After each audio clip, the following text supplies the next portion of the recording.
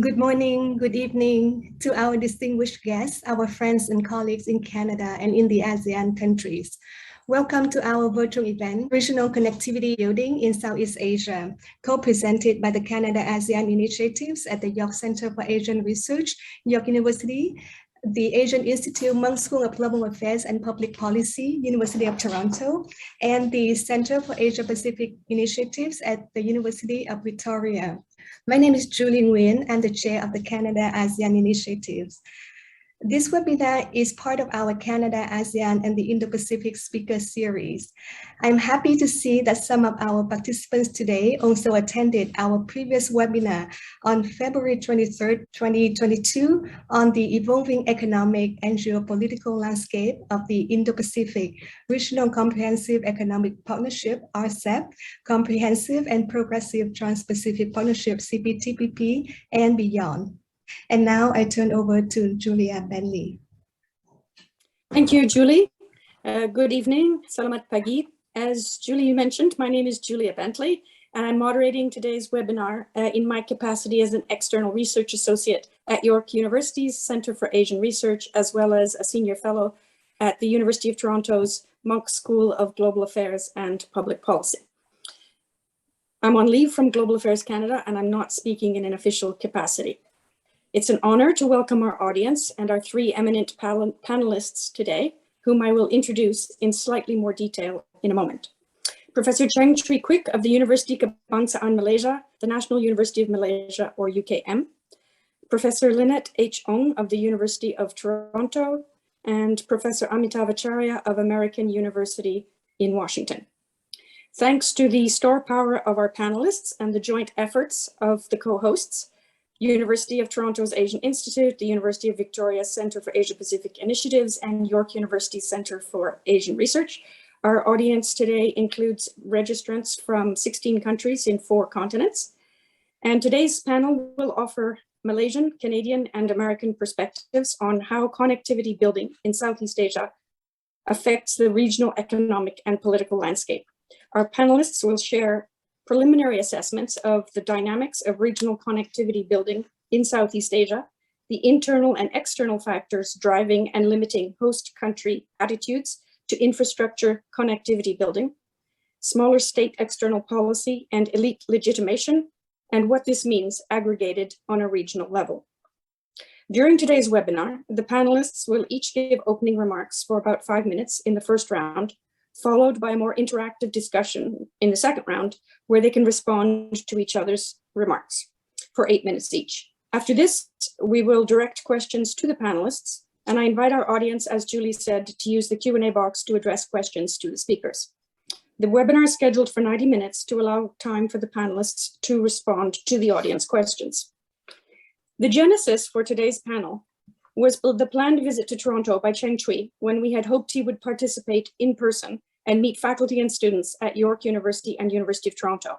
Alas, the pandemic precluded his travel from Malaysia, so the panel is taking place virtually, and he's joining us from Kuala Lumpur.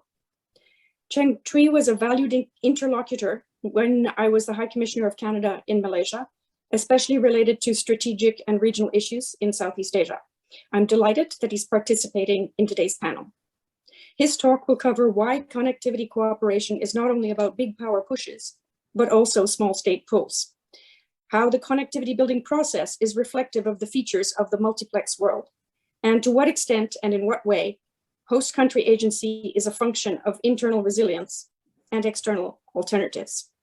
Lynette will provide a political economy analysis of infrastructure development in authoritarian contexts, with a focus on how elite contestation and mass resentment surrounding China-backed projects in Malaysia's historic 2018 election played out.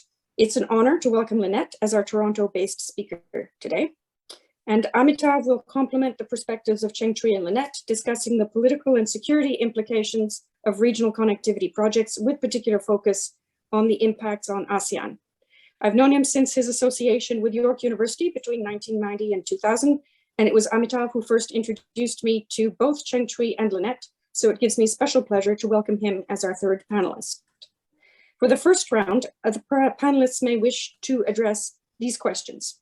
What are the economic, political, and security implications of Southeast Asia's quest for infrastructure, investment, and regional connectivity? And what are the implications of regional connectivity and engagement to partners outside of the Association of Southeast Asian Nations, or ASEAN? So our first speaker, Cheng-Chwee, is head of the Center for Asian Studies at the Institute of Malaysian and International Studies, ICMAS, at the National University of Malaysia. Cheng-Chwee's most recent book is Rivers of Iron, Railroads, and Chinese Power in Southeast Asia, co-authored with David Lampton and Selina Ho. He was guest editor of a special issue of Asian Perspectives in spring 2021, Southeast Asian Responses to China's Belt and Road Initiative. Cheng-Chwee, you have 5 minutes for the first round. Thanks very much, Julia, for your very kind introduction and also invitation. A very good evening, or good afternoon, or good morning to everyone, depending on where you are. First of all, let me thank the organizer, York Center for Asian Research, particularly Canada ASEAN Initiatives, Dr. Julie Nguyen, and also her team for having me here. It's a great pleasure for me to join this panel together with my old and new friends, Professor Amitabh Pachai and also Dr. Lionel Ong, whose work I have long admired. So to address Julia's very important and also timely questions, I thought I would respond by saying that the implications of regional connectivity building in Southeast Asia have been multifaceted, uneven, and also profound. And let me unpack these dynamics with three straightforward points. So the 3 points that I would like to share for this first round is number one, regional connectivity process in Southeast Asia is best described as a concentric circle process. It's a concentric circle process and not just one. And the second point is about the geoeconomics is geopolitics in the 21st century. That is best captured by the connectivity building in Southeast Asia. And the third and also the final point is a small state agency in a multiplex world, a term that coined by Professor Amitabh, is the best concept to understand and also unpack the whole scenarios. Let me elaborate these 3 points one by one. The first point, describing a regional connectivity process as a concentric circle process, might appear self-evident to many, but actually I do think that is a timely reminder for those of observers who think that regional connectivity building in Southeast Asia is very much about China, because of the Belt and Road Initiative. I think China's Belt and Road Initiative clearly is a key driver, but it is not everything.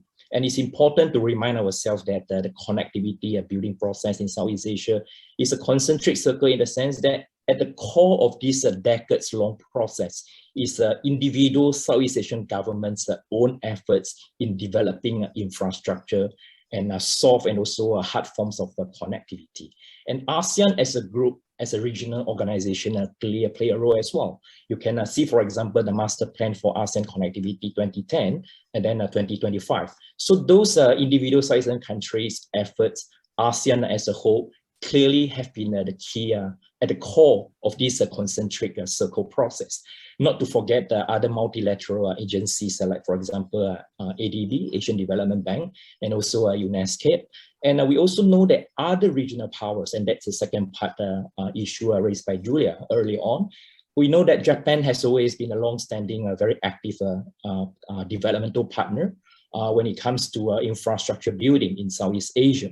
And US aid early on played some role, EU as well. And of course, we would need to see this concentric circle as something that can be traced back to 1960s, 70s, and then continue until today. So it's concentric circle in that sense. But we need to bear in mind that there is a distinction between the current round of connectivity building process in Southeast Asia particularly, but also elsewhere, as something that is driven not just by economic factors as the earlier rounds, earlier decades, but I would say that primarily because of China's Belt and Road Initiative since 2012. And you see that other countries, other powers in and out of Asia have been responding some faster than the others. Some are more consistent than the others. But you could see that 2015, Japan proposed, under Abe proposed, the Partnership for Quality Infrastructure. And I would say that that marked actually the geopolitical elements of the big power competition in Southeast Asia in the form of not just military chessboard, but also non-military chessboard in terms of infrastructure, connectivity building.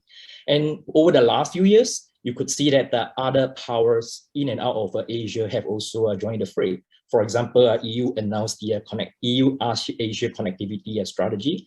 And then more recently, we have also heard that US under Biden has launched the Build Back Better World together with G7. EU as a whole has launched a global gateway. And then early on, we heard that Quad members have also launched the so-called the Blue Dot Network. So all these are indicators showing this and underscoring the second point that I mentioned. Geoeconomics is geopolitics in 21st century. And these are likely to continue, especially bearing in mind the current ongoing efforts by Biden administration in promoting Indo-Pacific economic framework that clearly shows that big powers, US and China, but also other second-tier powers, are competing in two different chessboards. One on the military, South China Sea maritime security, and the other one on infrastructure, economic, supply chain, so on and so forth. Which brings me to the third and also a final point. And in this process, having highlighted the big powers' activism and also role, let's not forget the role by smaller states, the host country.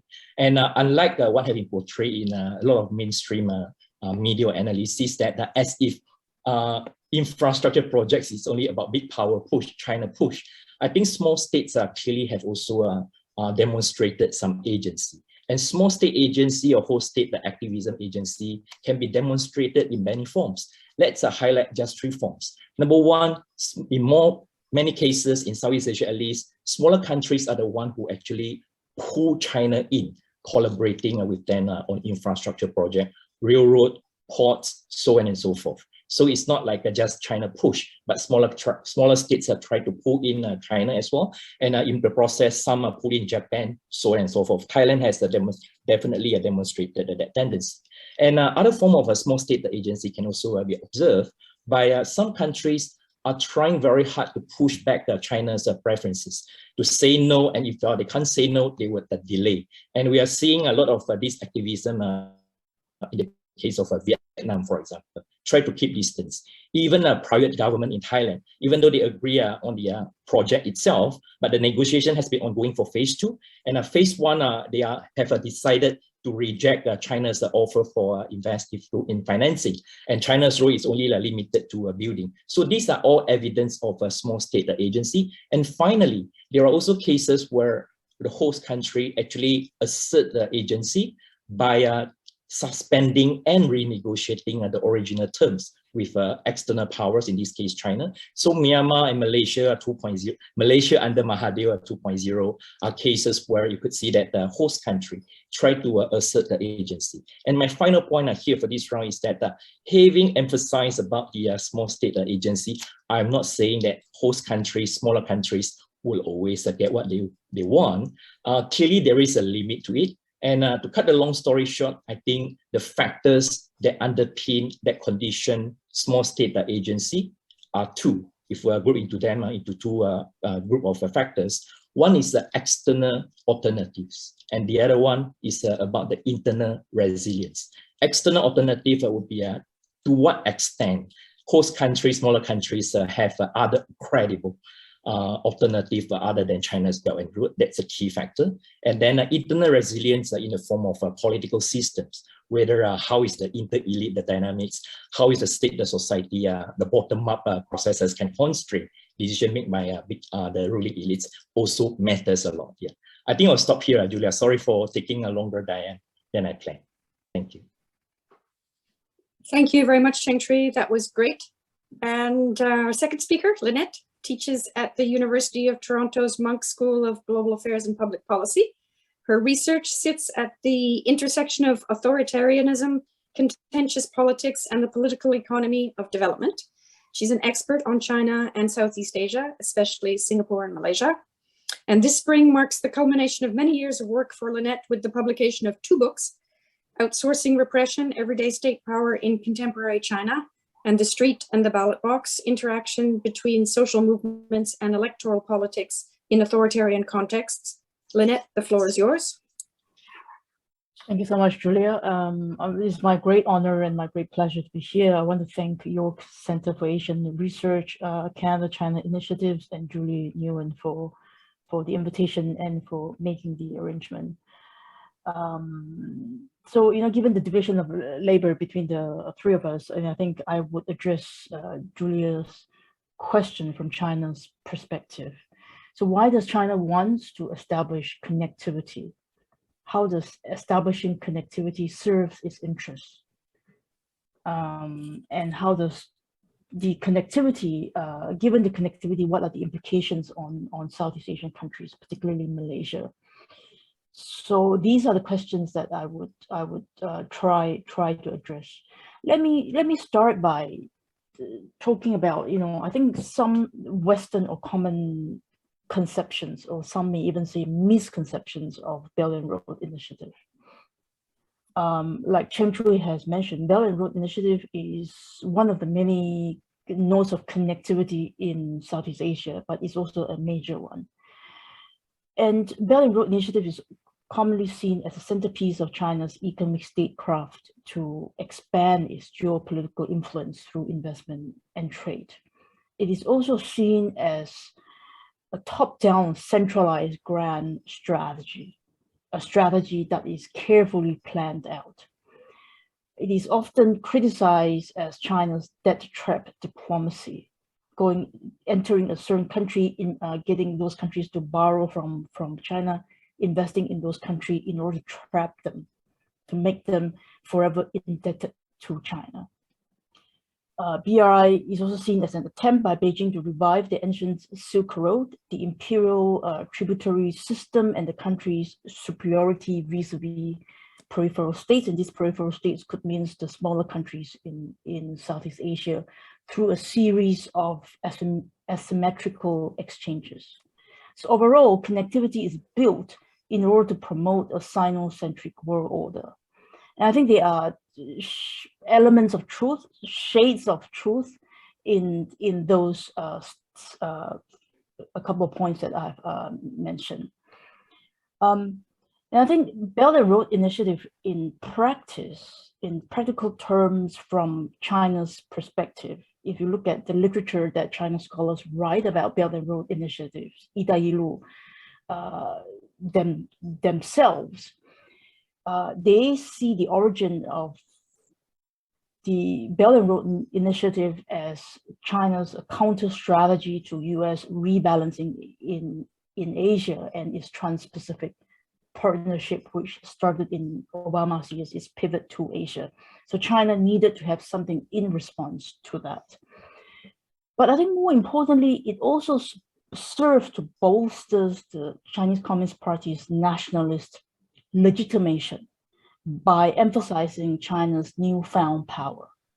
So for a long time, since Deng Xiaoping's years, since reform and opening years, right until Xi Jinping took over power, the foreign policy principle or dictum has always been guided by one of biding your time, keeping a low profile, and don't take leadership position, because we want to concentrate our energy and resources into developing the economy.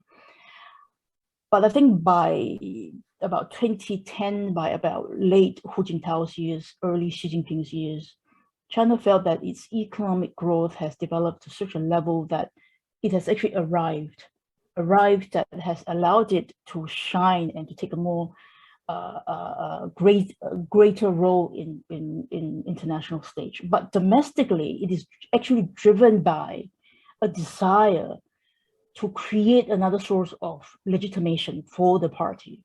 So this is a party that no one elects it to power. Political elites in China, unlike those in Southeast Asia, are not popularly elected. So they need to constantly go seek out sources of legitimation or sources of legitimacy. And by projecting China's power internationally, including in Southeast Asia, it makes the Chinese people feel proud about what the CCP has done for the country. And it's a source of propping up and sustaining the party's ruling legitimacy.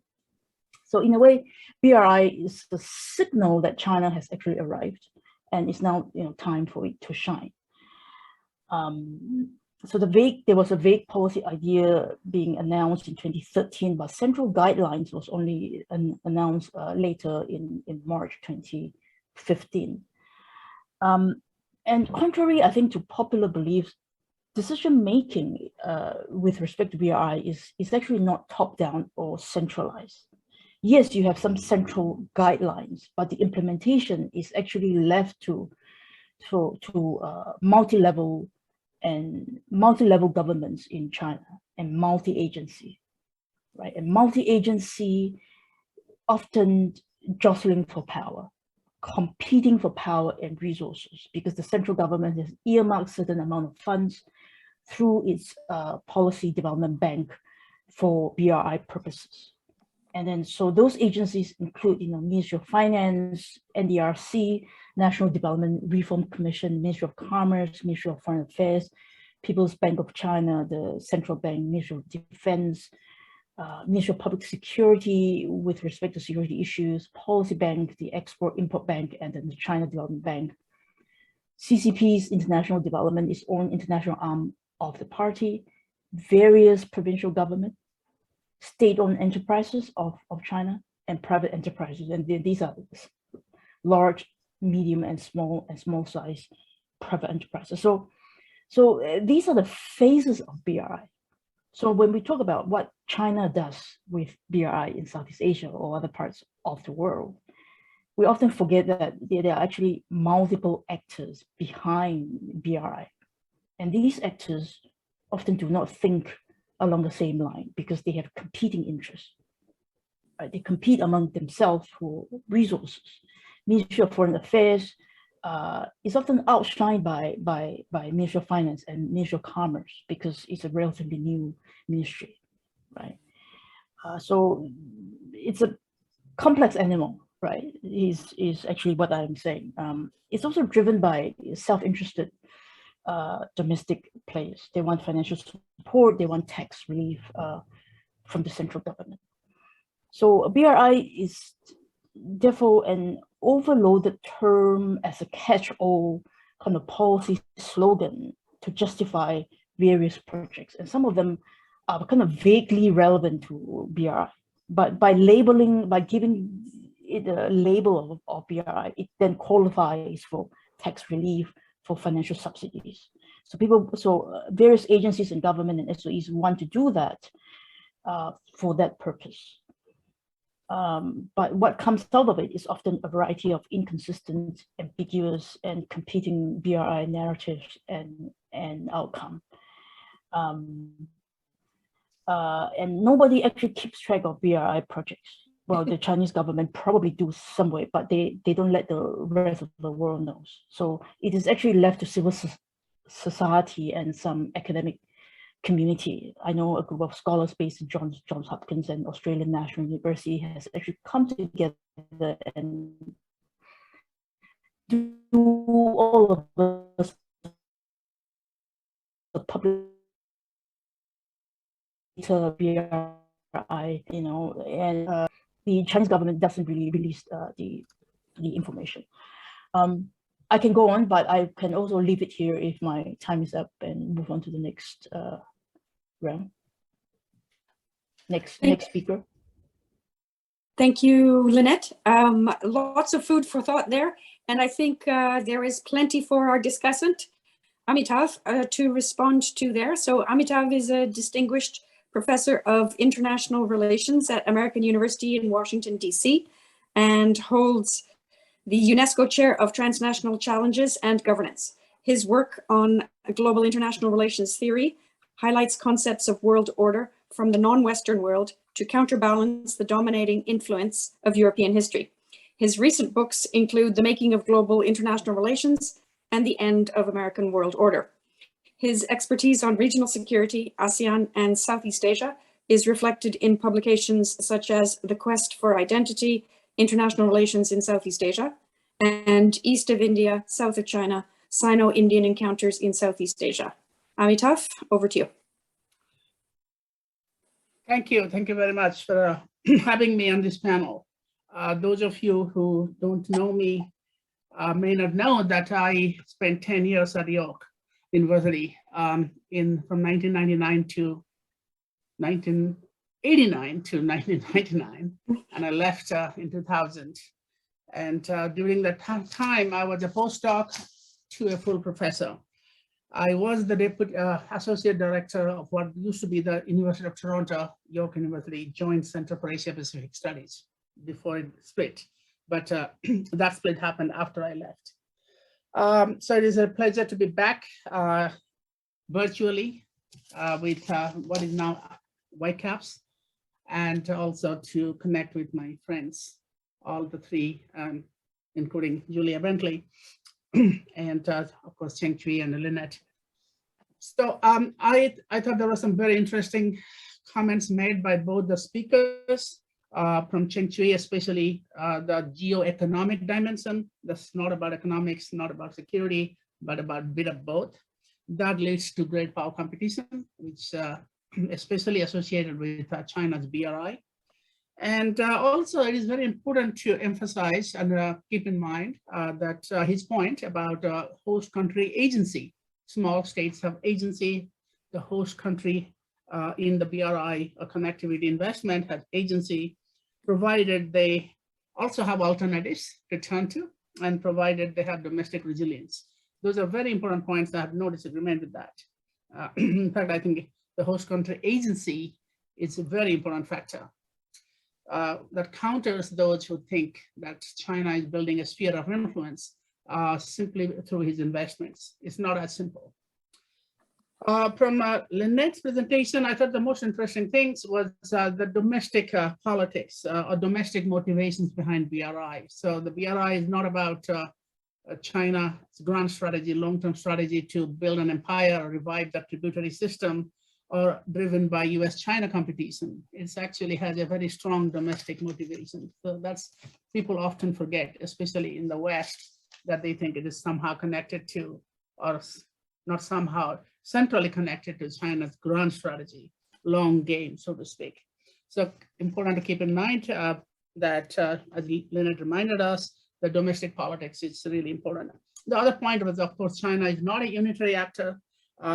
So it's not a top-down, BRI is not a top-down initiative from the central party leadership down to the municipal, provincial governments. China is actually quite fragmented, fractured when it comes to decision-making. Competition between provinces and cities do play a major role in where the BRI funding goes. And to the idea of a multi-level, multi-agency decision-making framework behind BRI is, again, something people forget. They think China is such a unitary actor because it is controlled by the Central Communist Party. So if you keep that in mind, so what can I add to all this? Well, one thing I would like to add is China, and this is a question as well as a comment, that as Lynette pointed out, regime legitimation in China is a big factor, motivation behind BRI. So regime legitimacy, does it equate with a regional legitimacy? Is China really getting much out of the BRI or its connectivity investments in terms of its regional popularity? So it is actually quite ironic that if I remember the situation in the 2000s when China had the charm offensive, and China was actually rolling diplomatically in the region. Today, China's influence, positive influence, has declined. And it has come out in the most recent surveys done by the Institute, or Sophie Second Institute in Southeast Asian Studies, of Southeast Asian Studies in Singapore. And I also have noticed this myself. And just from my own observation, that China's soft power in Southeast Asia is not what it used to be. It has more coercive power, but less soft power. So if that is linked to BRI, I believe to some extent it's linked to BRI. The other factors like Spratly Islands dispute, and generally the rise of China itself. sort of what people call the wolf warrior diplomacy, which is a bit exaggerated anyway, but still, regime legitimation has not translated into regional legitimacy for China. China is actually lagging on that score. In terms of host country agency, which is Cheng-Chwee's main point, I think that's quite true, but there are limits to it. The limits has to do with the fact that the host countries often act on their own, and rather than, or sometimes in conjunction with outside powers like Japan and the US, rather than with each other, meaning within the ASEAN framework. So that sort of brings me to one dimension that I can add to this discussion beyond what our colleagues have said, that what is in it for ASEAN as a regional organization? First thing to keep in mind that BRI is not the only form of connectivity in Southeast Asia. So we should not equate connectivity with BRI. There are other forms of connectivity. I think Cheng-Chwee made that point. And that is very important to ASEAN. ASEAN is both an economic community, aspiring security community, and a socio-cultural community.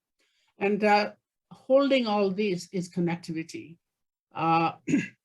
And connectivity has not been emphasized by ASEAN for a long time. There is a certain amount of de facto connectivity in ASEAN, but ASEAN is a very, geographically diverse region. There is a maritime component, archipelagic states, little islands like Singapore, and then there are mainland, larger heartland states like Thailand, Cambodia, and Vietnam and Burma.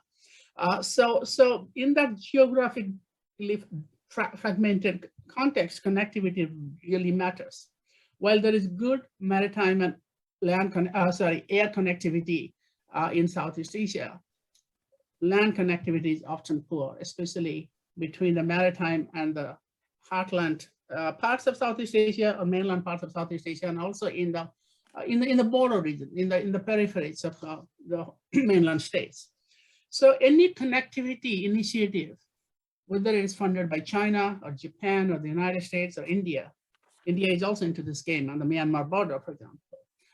Any connectivity that actually links up with ASEAN's lack of connectivity or helps us to address or redress ASEAN's lack of connectivity is actually good for ASEAN. So within limits, if China's BRI or Japanese Indian initiative actually helps to promote intra-ASEAN connectivity, Asean benefits. ASEAN is looking for economic integration. It benefits economic integration. It benefits ASEAN's socialization, cultural, socio-cultural community, people-to-people interactions. And also, not to forgotten, connectivity helps mutual help, like during disasters, natural disasters, for example. Southeast Asia is no stranger to natural disasters. All these things are good for ASEAN. But on the other hand, there are some limitations here that applies to ASEAN and also indirectly to individual countries, the host country agency issue. ASEAN, BRI is not a multilateral initiative. It's bilateral. Some people call it unilateral because it's so much dominated by China. And ASEAN is not a player in BRI as a group. Individual countries can be a party, but there is no common ASEAN policy on BRI. There may be some statements here and there, but it's not like ASEAN's policy on Indo-Pacific, for example. So the ASEAN has kind of avoided having a common position on BRI. So that is a weakness because, the purpose of ASEAN is to enable small countries, weaker countries, or less powerful countries to stand up to big powers. That's one of the purposes. And here is a major initiative from China that directly affects the economic security and well-being of Southeast Asia. But it is not multilateral, it is bilateral, and it doesn't really evoke a common ASEAN response. So that is a downside for ASEAN. And another thing, of course, I echo Cheng-Chwee's point about great power competition. It has brought in a renewed wave of great power competition, which was already there, by the way. So if you have increasing competition between the US and China, it's not because of BRI.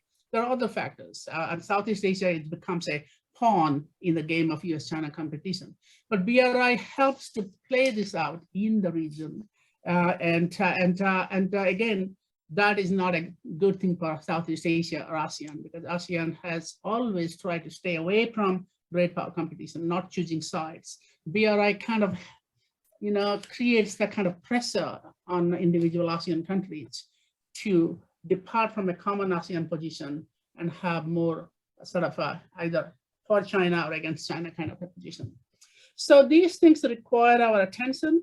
And one final point would be that BRI can actually, or that kind of investment from outside, and it can apply also to Japanese investment as well, can actually stoke regime authoritarianism. Because there's nothing authoritarian regimes like most than big infrastructure projects, big bridges, big airports. And so they can tell people everything is fine. And we are making progress. This is not uncommon in Southeast Asia, especially in Malaysia, at least under Mahathir Mohamad. So if BRI can enable authoritarian regimes or undemocratic regimes to showcase their infrastructure and achievements without corresponding to long-term economic growth, it sustains what is called performance legitimacy of authoritarian regimes, sort of shadow performance legitimacy, and detracts from other areas of development like human security, health, education, and other priorities. So this is something to watch out for. This is a negative consequence of infrastructure connectivity driven by external funding. I'll stop here. Thank you, Amitav, for your comments on the other two panelists and also for introducing some thought-provoking remarks, especially on the ASEAN dimension. I'm now going to invite the three panelists to move to the more interactive phase of the panel and to respond to each other's remarks for 6 to 8 minutes each in the same order as round one.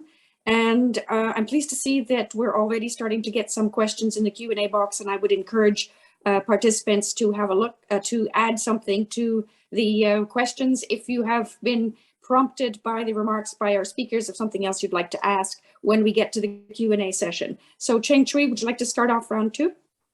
Sure. Thanks, Julia. And thank you both Lainit and also Amitav for your excellent observations and also comments.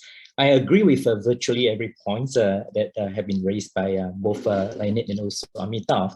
Let me, given the time, let me just focus on, respond by focusing on two issues. First is about the regime legitimation as a driver. I think both panelists mentioned that. And then the second issue will be about the limitations of a host country agency. So first thing first about legitimation.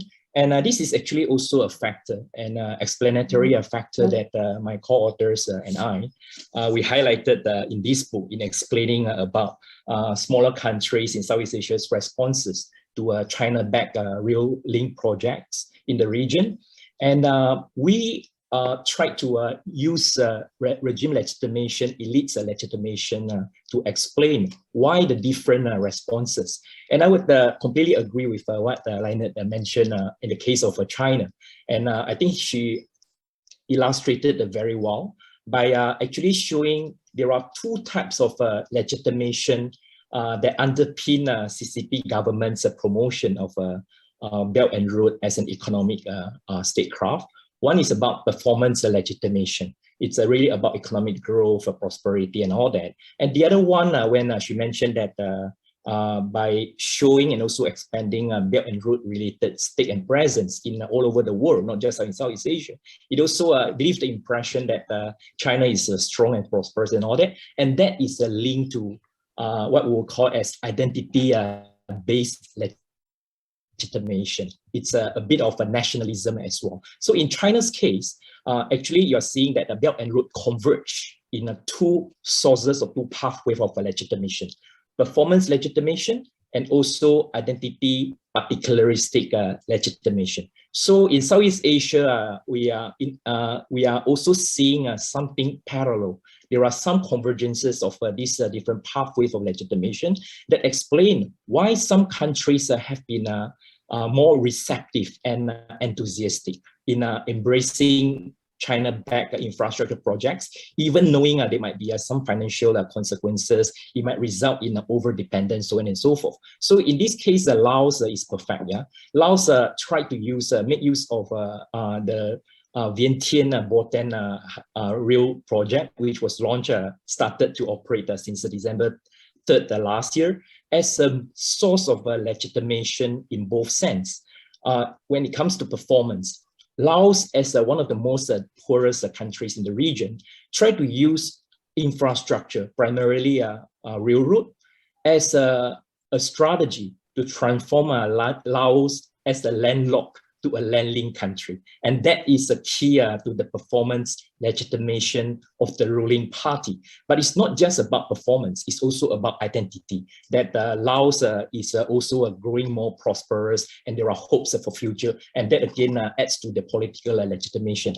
But in Southeast Asian cases, we also see that in addition to these two pathways of legitimation, performance and also identity, nationalist-based legitimation, there are also other sources like procedural, about the democracy. And in the case of Mahathir 2.0, he used precisely about the procedural basis as a way to push back China requesting to suspend and also renegotiate. His message to China was like, look, the 2018 election shows that some of the projects, not all the projects, but some of the projects, primarily East Coast Railing, ECRL, and also the two pipeline projects, clearly suffer some perception deficit and because of 1MDB and also other related issues. So in that case, you see that democratic based legitimation actually allows some host country, not all, depending on the political system, as a way, as a source of leverage to bargain or to renegotiate with China. And China just to accept that because of that is the reality at the host country. With that, let me move on to the other point, and then I will stop there. It's about the limitation of host country agency that and ASEAN as a whole and individually that Amitav illustrated so well. And let me just use one example to show really the role and also the limits of ASEAN's agency when it comes to infrastructure development. And that's in addition to the description of regional connectivity is a concentric circle process. And SKRL is a perfect example, the Singapore Kunming Rail Link. So this is actually not China, contrary to general perception today. SKRL, Singapore Kunming Rail Link, to link southern China to Southeast Asia is actually not a China project, not a China initiative. It is from ASEAN. In fact, the Malaysian government was the one who made that proposal in December 1995 at the ASEAN meeting that we should construct and collaborate to have the interstate, country cooperation involving 7 ASEAN countries and also China in order to have to build missing link, to construct the spur lines and also to have double tracking. And it took 20 more years. There are some big progresses in individual ASEAN countries in achieving these goals of Singapore Kunming Rail Link. And of course, that is a conventional version rather than high-speed version. And 20 over years, you see some mixed results, which indicates that ASEAN by itself, either as a whole or individual countries in combination, has limitation in transforming a long-standing inspiration and vision to have this SKRL, which is why that gives a room for external powers to play a role. China is the one that grabs this opportunity, but let's not forget about other actors. I think Japan tried to assert some urgency as well. But the fact that ASEAN took 20 over years and only achieved a partial and mixed accomplishment clearly shows that all of us in Southeast Asia realize that inevitably, for pragmatic reasons, we need to embrace and partner with external powers, but only on pragmatic and also a selective ground. And this is so for railroad projects. It is also so for ports, for many other projects. And the last point is that Brunei, a country that we don't really talk about much, is really a perfect example in my view that shows that the smaller states, weak states, has always adopted a very pragmatic approach when it comes to external partnership on connectivity or other economic projects, right? So China has been labeling all those China-backed projects in Brunei, a little country in Southeast Asia, as BRI projects. Brunei government actually don't really recognize, they actually avoid it, but they didn't protest or denying. So that's one pragmatism responses. And another important indicator of Brunei or smaller countries' pragmatism is that at the same time, Brunei makes sure that they will diversify the partnership. So countries like South Korea is actually also a very important developmental partner in allowing countries like Brunei to diversify their developmental stakes so that over the long run, some kind of economic overdependence can be avoided or mitigated. I will stop here. Thank you, Julia. Back to you. Thank you, Cheng-Chwee. You've put a lot on the table there, and I'm guessing that Lynette is also going to have quite a few insightful remarks she'd like to add, and perhaps some specifically on Malaysia as well. Thank you so much. All around excellent comments and remarks by Amitav and Cheng-Chwee. And by the way, I teach Cheng-Chwee's course at Rivers of Iron in my various classes. So I'm familiar, and I very much buy into the arguments. A couple of points. First of all, host country reception. I agree with both of you that host country has agency, has a lot of agency. It's not just China. But I think there's also variation in host country agency, the degree of power that host country have. And I think this is contingent on a number of things. Number one, how robust its civil society is. So its civil society capacity, a capacity to press its political elites for transparency, how strong the opposition coalition is. So the degree of democracy in host countries. So, in a country like Myanmar and Cambodia, its reception has to be different from, let's say, Malaysia and the Philippines. But even the Philippines under Duterte, with its populist inclination, is able to get away with many things. So I think there's variation in outcome dependent on variation in host country conditions, right? And that is dependent on the number of variables, like civil society, democracy. So I think the normative implication here, for those of us in Canada and wanting to bring back the liberal order and is very cautious about a Sino-centric order, is there's plenty of scope for us to promote democracy in these emerging nations, including in Southeast Asia. So improve the health of the political health of these countries, so that they can better resist and be more selective when it comes to Chinese investment, and not have to say yes to everything. And even if they say yes to something, they can then have the capacity to press their political elites to bargain for better conditions. And we see this play out very well in the 1MDB scandal, right? And I think China is complicit in the scandal in various ways. I mean, according to Wall Street Journal reporting, China wanted to bail out the 1MDB funds back in 2016. And according to New York Times reporting, Zhou Lo is now hiding in China or Macau. Someone powerful in China must be giving him protection. But I think this is because Chinese capital, in its very nature, is driven by profit, driven by money. There's nothing wrong with that. Money chases money. But then it's up to the host country to be able to immune itself, build its own capacity in order to say that, this is not just profit, we must care about other things, social implications on our society, other than infrastructure building and economic power. Second point is, ASEAN. I agree with Amitav, but I think that to bring countries together, there's always a collective action problem. And I think it would be great if ASEAN could come together and come up with some sort of more unified strategy, at least some sort of guidelines as to how do we deal with a big power, right? But I think knowing ASEAN, it could be difficult for ASEAN to get its act together too. And number three, and my final point is when Amitav asked, what has China got out of it? That is a fascinating and complex question.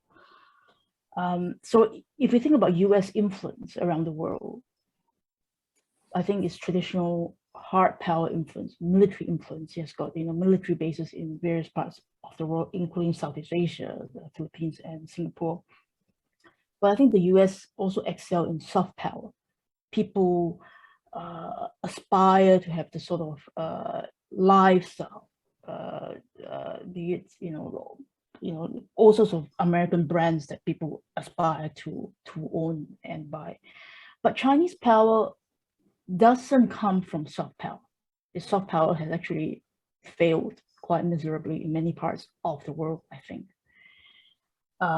Military power, yeah, it flexes its military muscles in the Taiwan Straits and South China Sea. But I think by and large, China, in contrast to other traditional powers, its power comes from its financial power, material power, which is then which then gives rise to its great power status. So the source of its power, I think, could be differentiated from traditional US power, and also imperial power in that way. China really throws its money around. So it has been biding its time for 30 odd years, 3 decades or so, and then throws its money around, and with the intention of getting financial capital and material power and give it a great power status. Perception of China. So I've been looking at Pew survey across all Western nations, including Canada. There has been a convergence and then divergence of those who are favorable and hold unfavorable view towards China. And the divergence occur about the same time as the pandemic, which coincided in Canada with the arrest of the 2 Michaels.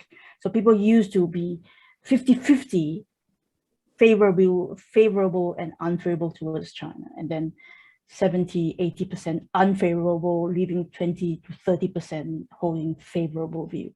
Not sure what the case is in Southeast Asia, but I know that in Singapore, interestingly, you would think Singapore is an established economy, developed democracy, is closer to what you see in Canada, Australia, and the United Union.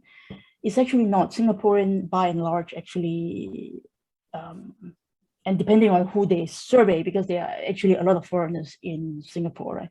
But the survey results shows that people actually majority hold favorable view towards China, which is surprising. But Singapore doesn't speak for ASEAN, and it definitely doesn't speak for Southeast Asia. And I think in Malaysia and Indonesia, it's definitely not so favorable towards China. So I think you are right. China hasn't gotten very much out of its BRI or its grand strategy yet. But I think China is also playing a long game. But there's so many, I think, variables in Chinese domestic politics that things may change dramatically and drastically before it could actually realize the goal of its long game. Anyway, I'll leave it here. Thank you very much, Lynette, for that very nuanced set of remarks, and also for the distinction to which you drew our attention of differing perceptions within ASEAN countries like Singapore, Indonesia, and Malaysia towards China. So, Amitav, I imagine you have some savvy rejoinders for round 2?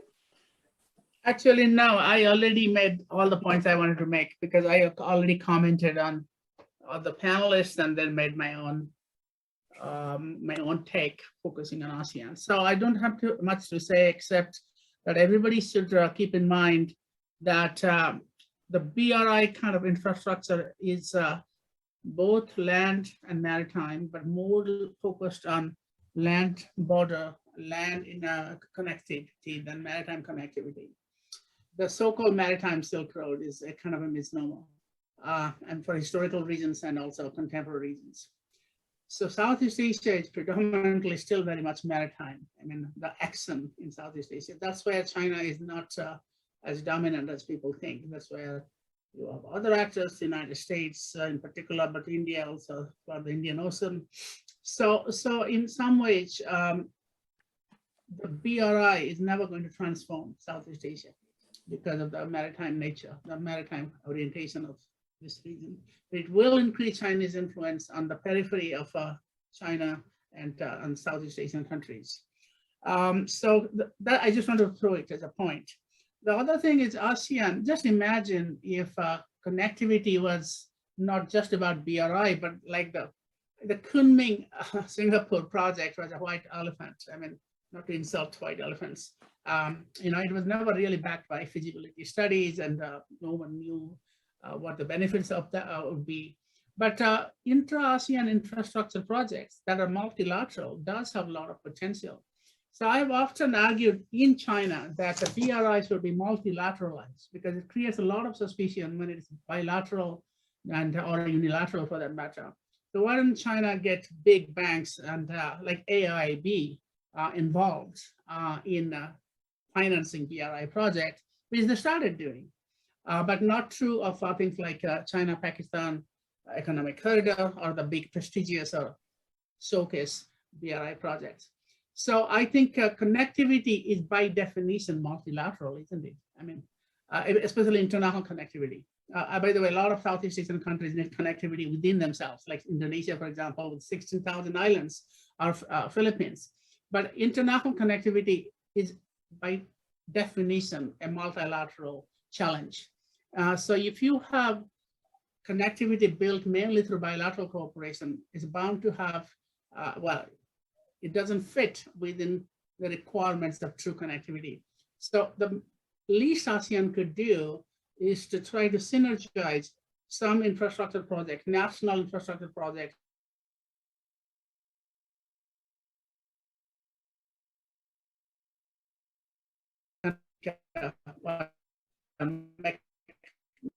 aspect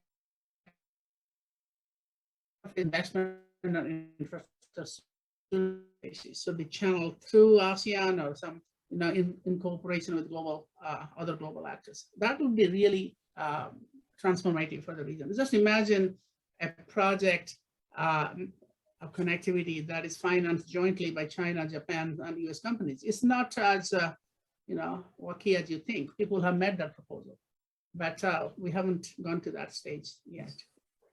Thank you. Julia, can I very quickly Yes, jump in? Yeah, I don't know whether this is still round 2 or already round 3, but I'm fascinated by both Lynette and also Amitabh's points so much that I thought I would add a few more points. On Amitabh's last point, his observation, early on he emphasized that connectivity in general, and particularly China's Belt and Road, it's by nature and also in reality, it's bilateral because it's collaborating with the host country, and to some extent even unilateral. And then the more recent round, he added that there might be like efforts to multilateralize in the form of AIIB and others. I completely agree with all that, but I would also add that from my understanding, my research is that China has been playing a long game. China has been playing a long game by, you know, at the moment promoting all these individual countries along its quote unquote periphery. And at some point, I think when conditions are right and things are getting more developed, it would eventually, if not inevitably, but eventually and naturally, for all these projects to be connected. So over the long run, the story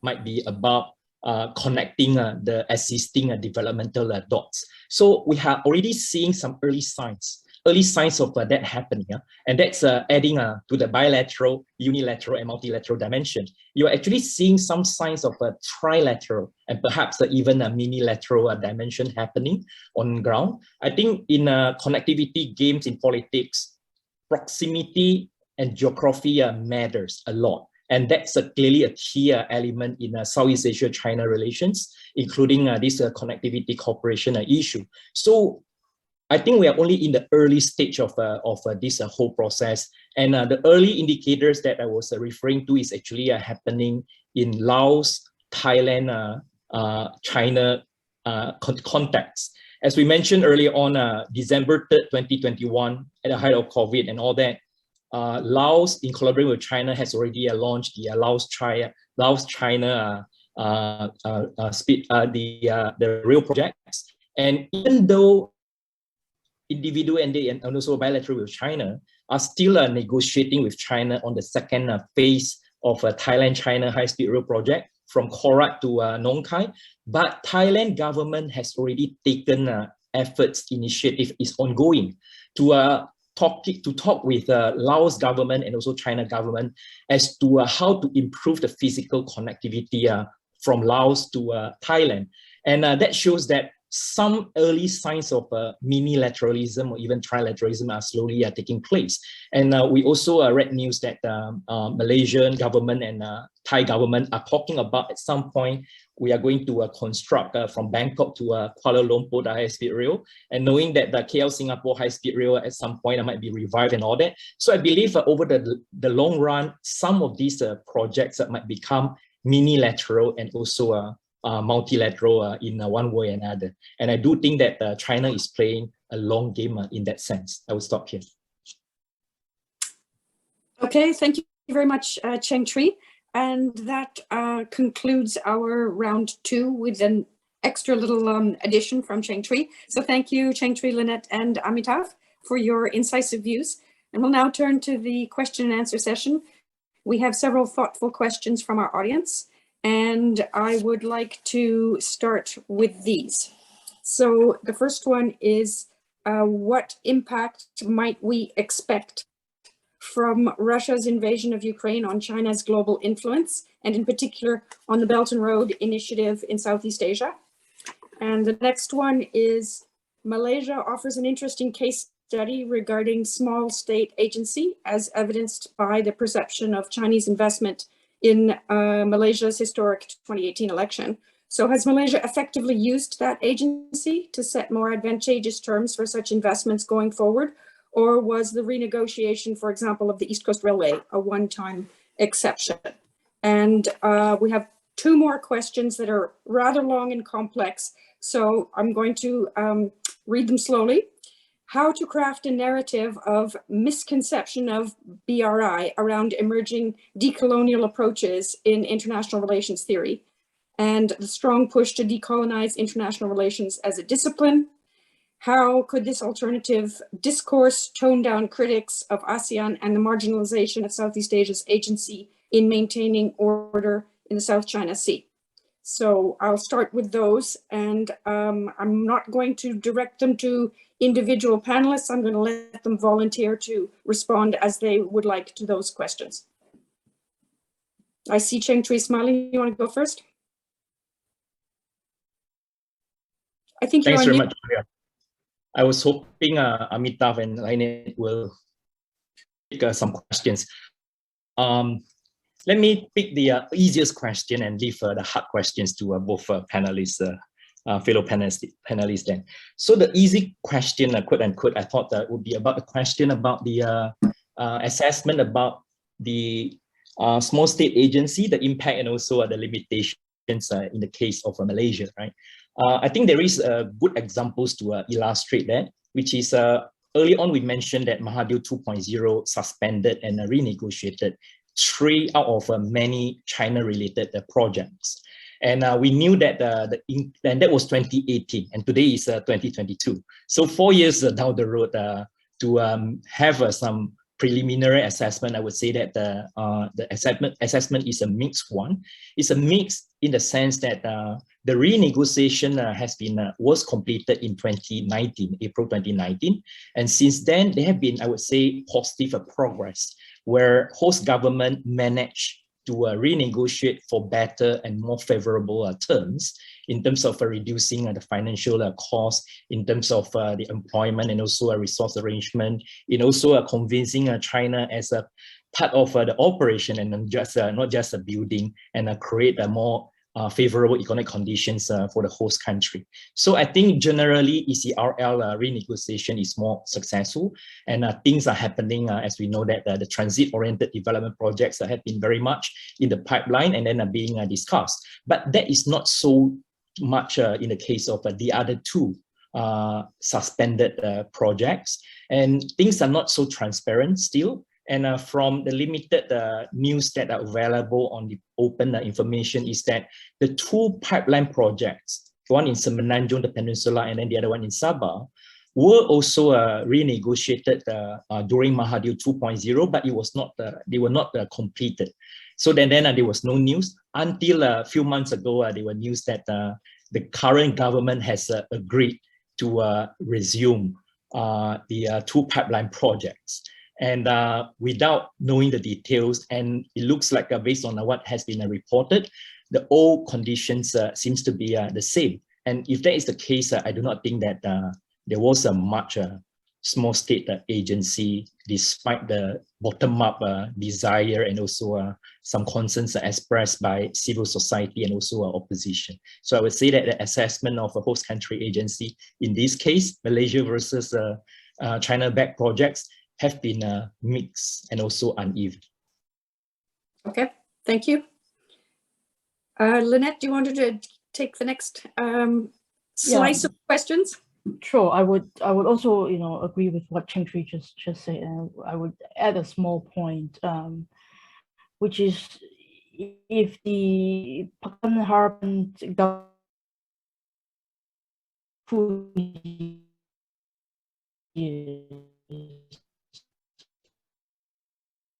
I think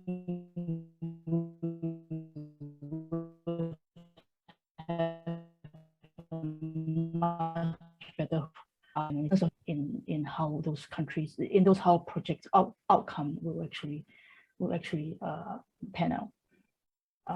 Quite happy to address other questions, but I don't remember what the questions are. So there was one on impact of Russia's invasion of Ukraine on BRI in Southeast Asia, or BRI more broadly, including Southeast Asia. And then there was one on crafting a narrative of, quote, misconception of BRI, unquote, around emerging decolonial approaches in IR theory and a strong push to decolonize IR as a discipline. So I think it's too early, and my fellow panelists can correct me. I think it's too early to assess Ukraine's war and its impact on BRI and on ASEAN. I think China is actually caught in a very, very difficult position. Like the BRI, I think Chinese entities that deal with Russia and Ukraine are multifaceted. A lot of Chinese companies just want to make a quick buck from other people's disaster, right? They are driven by profit and driven by money. Other concerns are really secondary.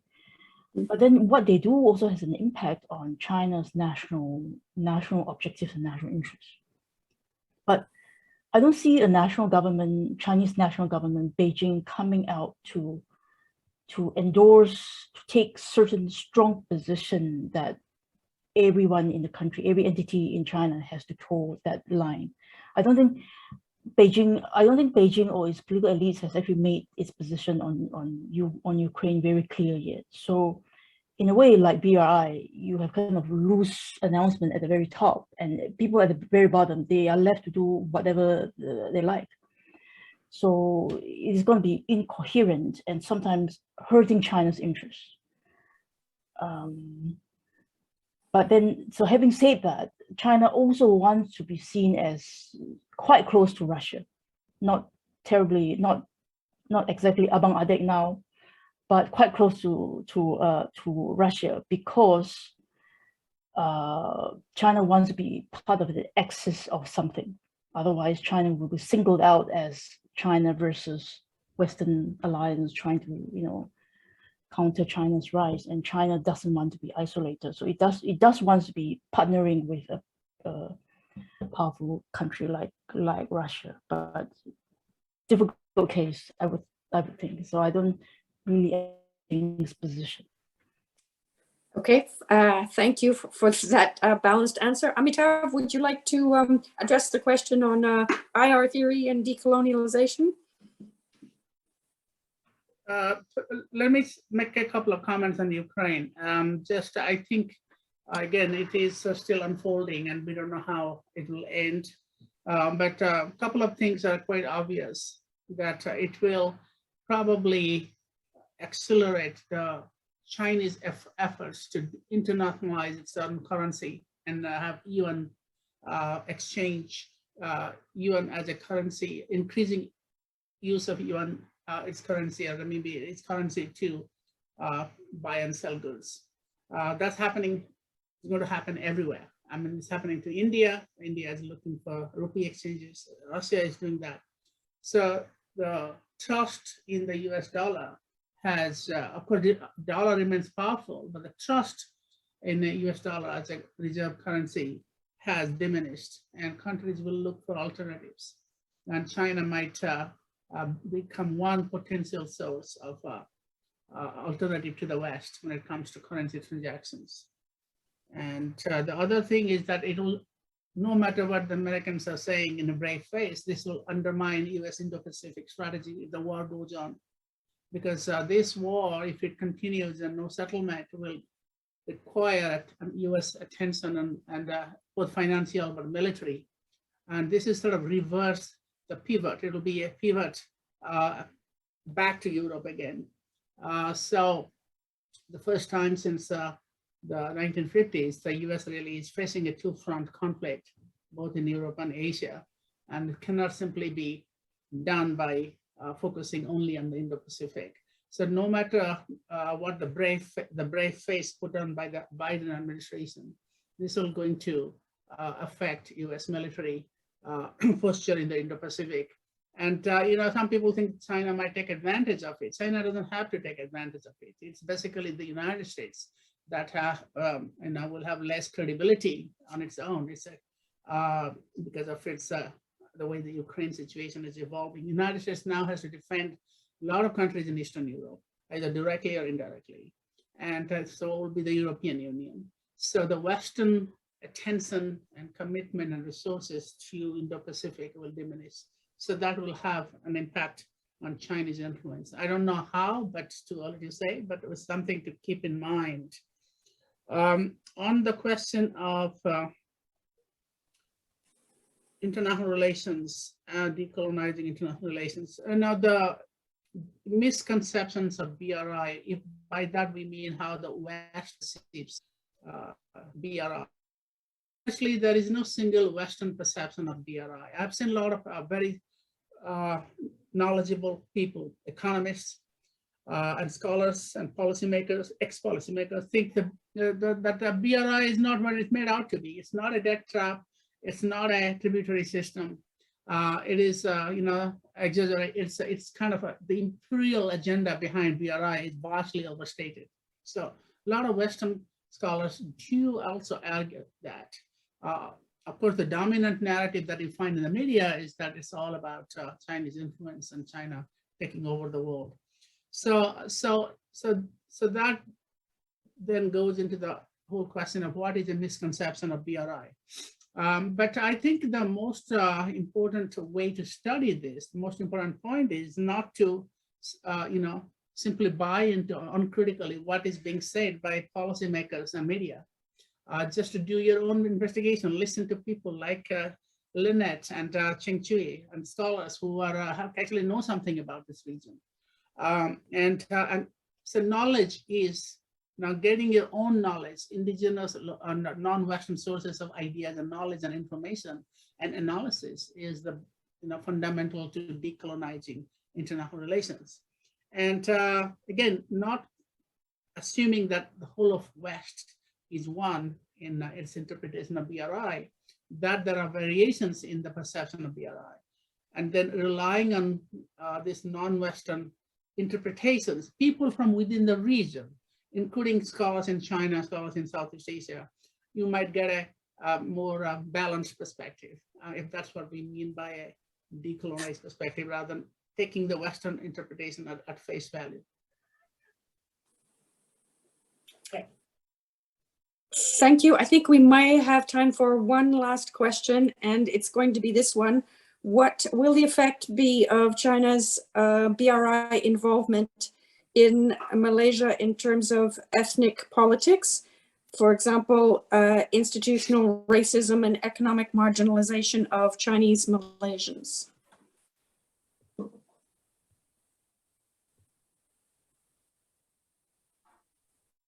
I see great eagerness to respond to that one. Maybe there will be no effect.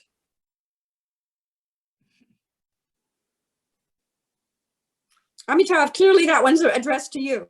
Yeah, no, well, I really don't know much about Malaysian ethnic politics, but I mean, the thing about BRI and Chinese connectivity, Malaysian ethnic politics is too complex to get into in 5 minutes or 5 hours. But it's true in Malaysia, in Indonesia, and even in Singapore, even if they don't say so, is conditioned by attitudes towards their indigenous Chinese population or Chinese population in those countries. So it is not unlikely that BRI is a source of pride among some ethnic Chinese or Chinese community in Southeast Asia. And you can see that in Indonesia in particular. And also it is seen as China coming back into the region. Now, China is no stranger to this region when it comes to economic influence. And we all know that a lot of the business, the business of Southeast Asia, the development of capitalism in Southeast Asia was led or spearheaded by the ethnic Chinese population in these countries, including Thailand, of course. So BRI, to the extent that it signals the rise of China, it's a manifestation of the rise of China, it will definitely stoke ethnic pride, and in not only Malaysia, but throughout Southeast Asia. But whether it will be a really game changer, big thing, I'm skeptical, because certainly in Malaysia, I don't think the Malaysian Chinese see themselves as Chinese.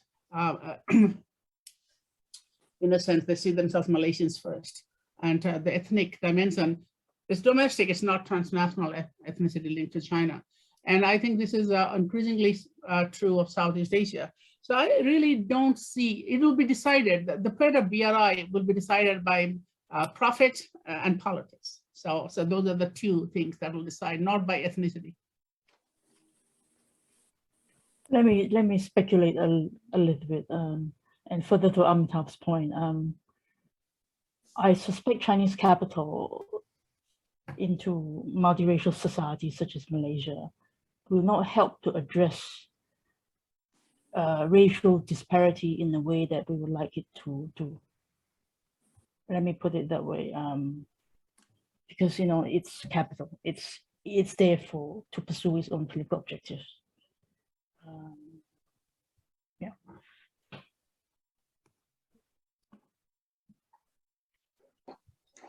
I completely agree with both Amitav and also Lainit's observations. And on this issue, let me just add one point by saying that ethnicity, identity politics has been and will continue to be a big factor for Malaysian politics and also policy. That's not going to change. But I believe that on issues related to external partnerships, on issues related to political economic matters, perhaps we should go beyond ethnicity, ethnic groups and all that, but we need to bear in mind another variable, which is about class and interest.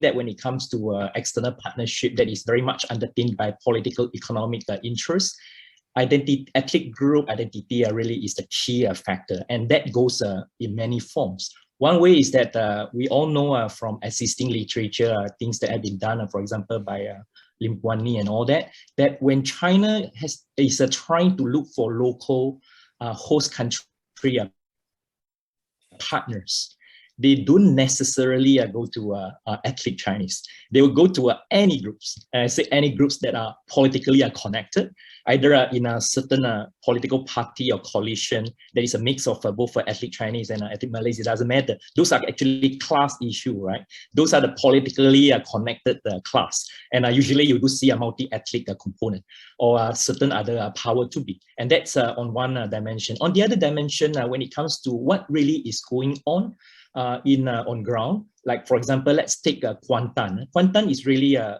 big area and also a site for Belt and Road and also China-related projects at the national level.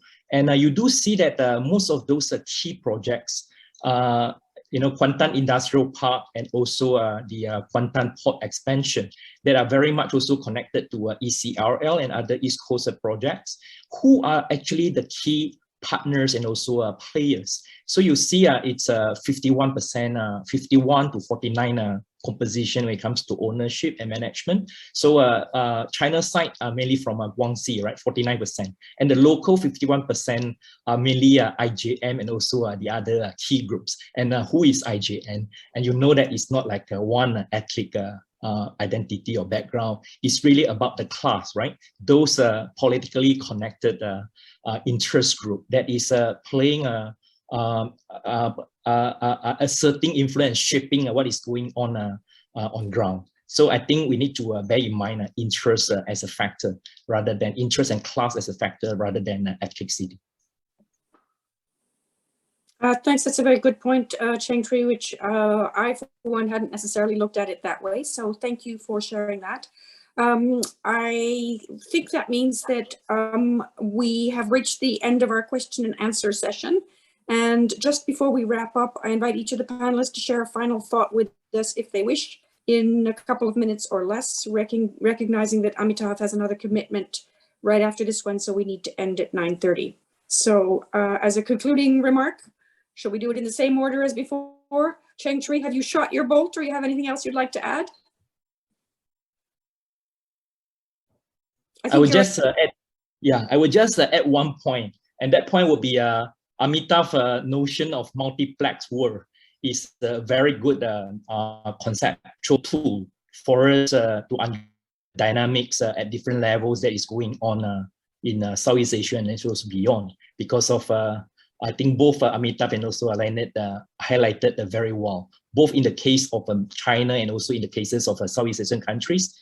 It's not monolithic. Even small country, you need to unpack what is going on. It's always about multiple actors, multiple interests, and also a multi-level interaction and also a negotiation that are going on that affect the extent of receptivity and also the speed of developmental progress on ground. So infrastructure development has to be understood and analyzed along the multiplex framework.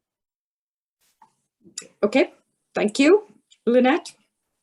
So a couple of days ago, I read a book about China's investment in Africa, written by a scholar at UCLA called C.K. Lee. So she spent about 7 years in Zambia trying to study two industries, China's involvement in copper mining and China's investment in infrastructure building. And the outcome is actually very different.